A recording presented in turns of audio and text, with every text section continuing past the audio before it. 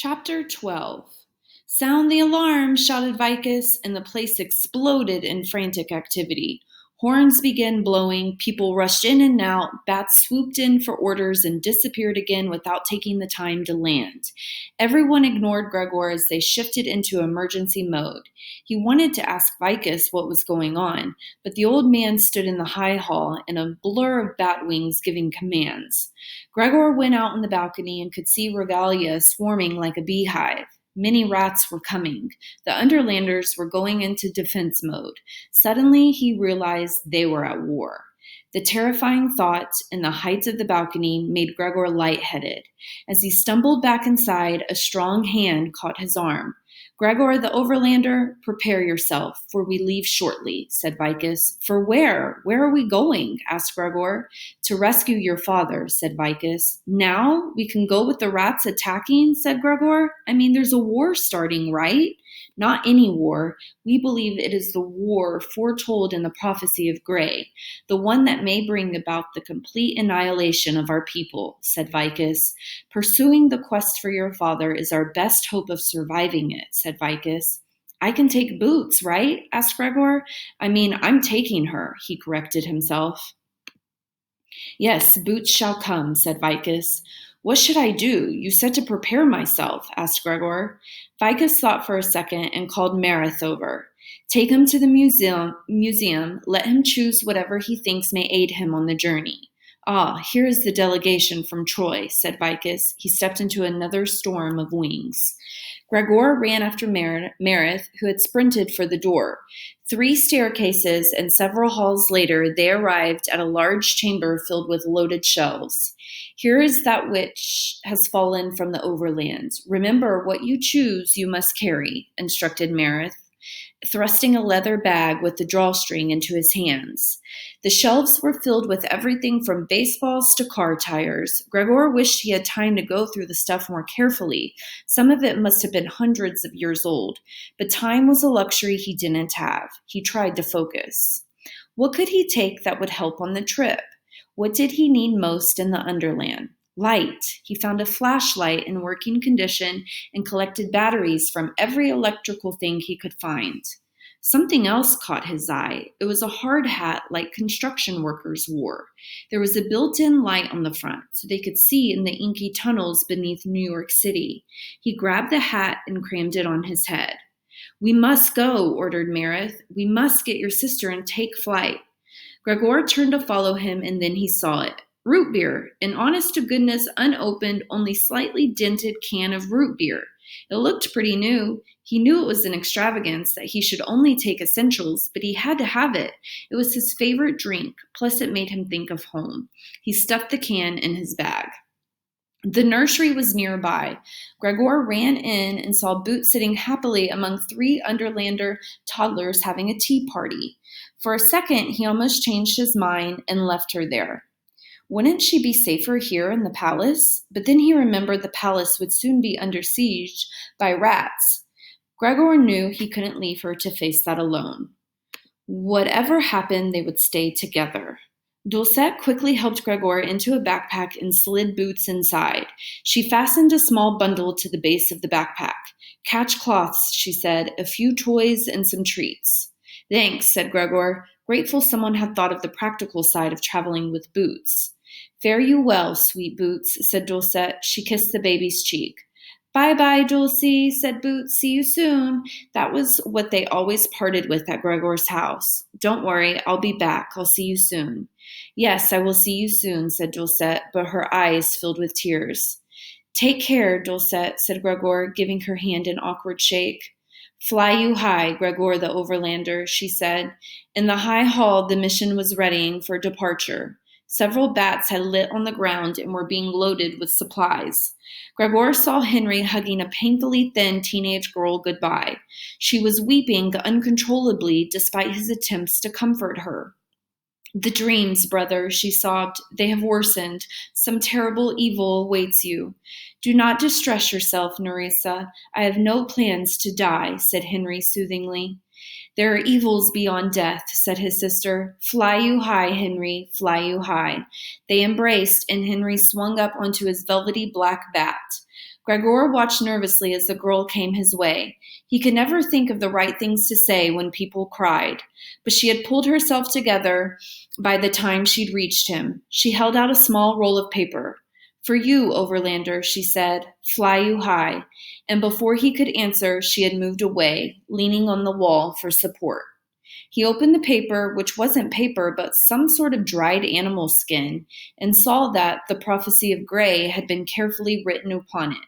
That's so weird, thought Gregor. He had been wishing he could read it again to maybe figure more of it out. He had meant to ask Vicus, but had forgotten in the rush. "How did she know I wanted this?" he murmured to Boots. "Nerissa knows many things. She has the gift," said a boy mounting a golden bat beside him. On second glance, Gregor realized it was Luxa, but her hair had been cropped off close to her head. "What happened to your hair?" asked Gregor, stuffing the prophecy in his pocket. "Long locks are dangerous in battle," said Luxa carelessly. "That's too bad. I mean, it looks good short, too," said Gregor quickly. Luxa burst out laughing. "Gregor the Overlander, think you my beauty is of any matter in such times?" Gregor's face felt hot with embarrassment. "That's not what I meant." Luxa just shook her head at Henry, who was grinning back at her. "The Overlander speaks true, cousin. You look like a shorn sheep." "All the better," said Luxa, "for who would attack a sheep?" "Bah," said Boots, "bah," and Henry laughed so hard he almost fell off his bat. "Sheep says bah," Boots said defensively, which set him off again. Gregor almost laughed, too. For a moment, he had felt as if he were among friends, but these people had a long way to go before he could consider them friends. To cover his slip, he concentrated on finding a comfortable way to carry his leather bag that would leave his hands free. He tied it to the side strap of the pack. When he glanced up, he found Luxa looking at him curiously. "What wear you on your head, Overlander?" she asked. "It's a hard hat, with the light," said Gregor. He flicked it on and off to show her. He could tell she was itching to try it, but she didn't want to ask. Gregor quickly weighed his options in his head. True, they weren't friends, but it was better to get along with her if he could. He needed her to get his dad. Gregor held out the hat. "Here, check it out." Luxa tried to appear indifferent, but her fingers worked the light switch eagerly. "How do you keep the light inside without air? Does it not get hot on your head?" she asked. "It runs on a battery. It's electricity, and there's a layer of plastic between the light and your head. You can try it on if you want," said Gregor. Without hesitation, Luxa popped the hat on her head. "Vicus has told me of electricity," she said. She shot the beam of light around the room before returning it to Gregor reluctantly. "Here, you must save your fuel." "You will begin a new fashion," said Henry cheerfully. He grabbed one of the small stone torches off the wall and laid it on top of his head. Flames seemed to be shooting out of his forehead. "What think you, Luxa?" he asked, showing her his profile with exaggerated haughtiness. "Your hair is a light," she suddenly gasped and pointed. Henry dropped the torch and beat at his hair as Luxa went into hysterics. Realizing it was a joke, Henry caught her in a headlock and rubbed her short hair with his knuckles while she laughed helplessly. For a minute, they could have been a couple of kids in the overland, just a brother and sister like Gregor and Lizzie wrestling around. Vicus strode across the hall. "You two are in a merry mood, considering we are at war," he said with a frown as he vaulted onto his bat. "It is only an excess of spirit, Vicus," said Henry, releasing Luxa. "Save your spirit. You will have need of it where we are going." "Ride you with me, Gregor," said Vicus, extending a hand. Gregor swung up behind him on his big gray bat. Boots kicked his sides with anticipation. "Me ride too, me too," she chirped. "Mount up," called Vicus, and Henry and Luxa leaped onto their bats. Gregor could spot Solivet and Marith preparing to leave also. Marith was riding a bat he hadn't seen before. Probably his other bat was still recovering. "To the air," ordered Solivet, and the 5 bats lifted off in a V formation. As they rose up in the air, Gregor felt like he would burst from excitement and happiness. They were going to get his dad. They would rescue him and take him home, and his mother would smile, really smile again, and there would be holidays to celebrate, not to dread, and music, and he was getting ahead of himself. He was breaking his rule right and left, and in a minute he would stop, but for that minute he would go ahead and imagine as much as he wanted. As they veered sideways over the city of Regalia, Gregor was reminded of the gravity of their task by the manic activity below. The gates to the stadium were being fortified with huge stone slabs. Wagons of food clogged the roads. People carrying children and bundles were hurrying towards the palace. Extra torches were being lit in all quarters, so the city looked almost bathed in sunlight. "Wouldn't you want it darker if there's going to be an attack?" asked Gregor. "No, but the rats would. We need our eyes to fight. They do not," said Vicus. "Most of the creatures in the underland, the crawlers, the bats, the fish, they have no need of light. We humans are lost without it." Gregor tucked that bit of information away in his brain. The flashlight had been the best thing to bring after all. The city quickly gave way to farmland, and Gregor had his first glimpse of how the Underlanders fed themselves. Great fields of some kind of grain grew under row upon row of hanging white lamps.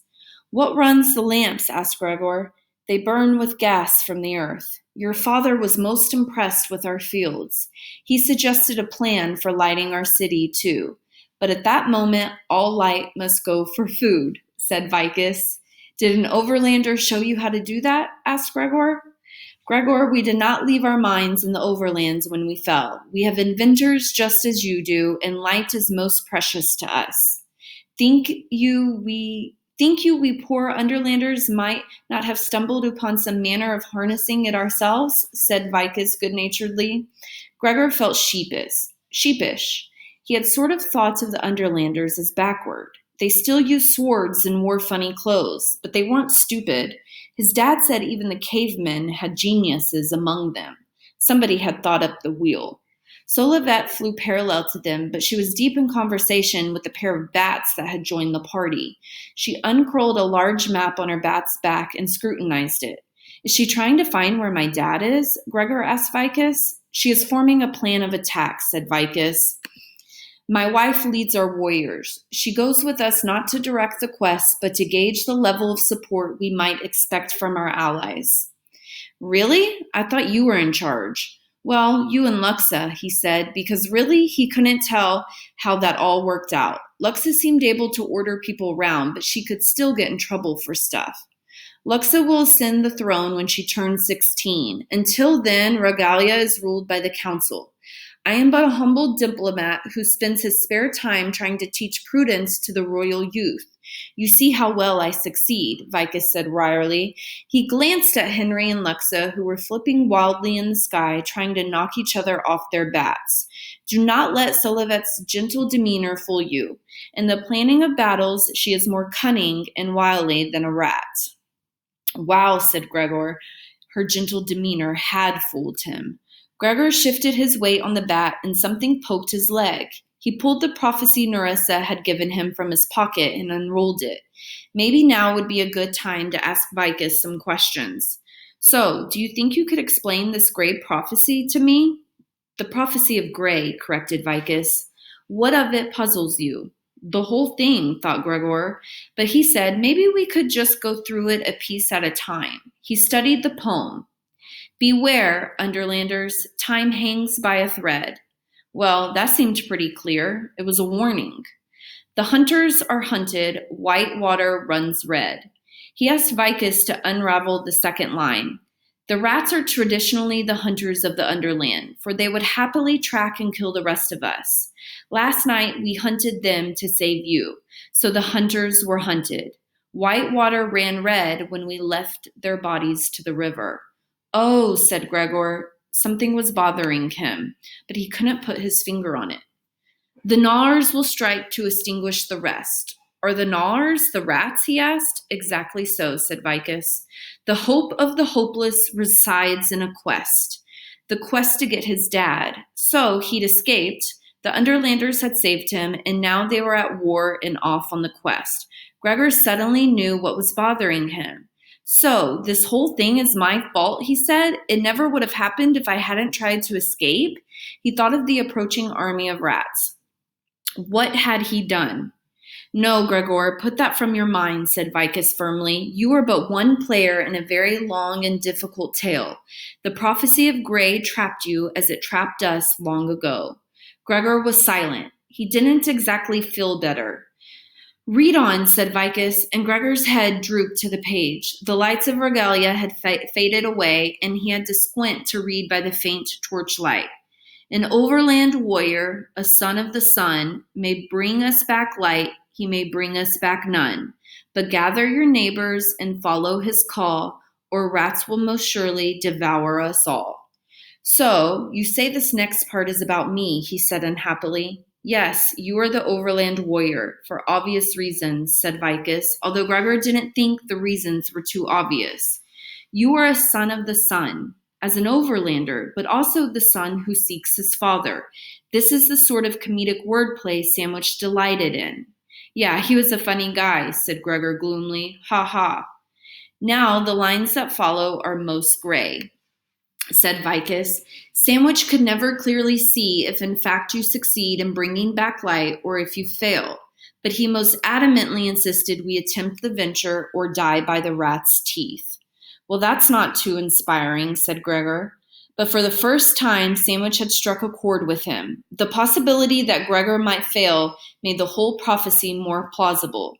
What sort of light am I supposed to bring back? Asked Gregor. Is there a sacred torch or something? That is a metaphor. By light, Sandwich means life. If the rats can't truly extinguish our light, they extinguish our life as well, said Vicus. A metaphor? Gregor thought an actual torch would be easier to bring back. How could he bring back some metaphor thing he didn't really understand? That could be tricky, he said. He read on. 2 over, 2 under of royal descent. 2 flyers, 2 crawlers, 2 spinners, ascent. What are all those twos about? Asked Gregor. That tells us whom we must persuade to accompany us on the quest. We are proceeding as if the 2 over are you and your sister. 2 under of royal descent are Luxa and Henry. Henry's sister, Nerissa, as you might have gleaned, was not a possible choice. Flyers are bats, crawlers are cockroaches, spinners are spiders. We go now to assemble our neighbors in the order that the prophecy dictates. First, the bats. The number of bats had been increasing as they flew. Henry led the party into a vast cave. Gregor gave a little jump when he realized the ceiling was bumpy with hundreds and hundreds of hanging bats. But don't we already have bats? Asked Gregor.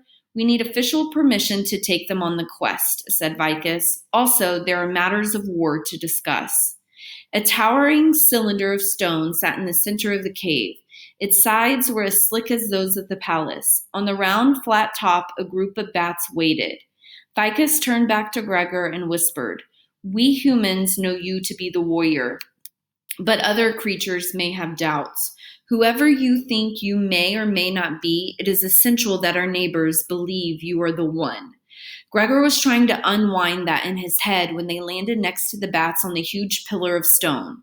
The humans all dismounted. Deep bows and greetings followed on both sides. One particularly impressive silvery white bat appeared to be in charge. Queen Athena, Vicus said, and presented him. Meet you, Gregor the Overlander. Be you the warrior? Be you who he who calls? Asked the bat in a soft purr. Well, actually, Gregor saw Vicus frown and pulled up short.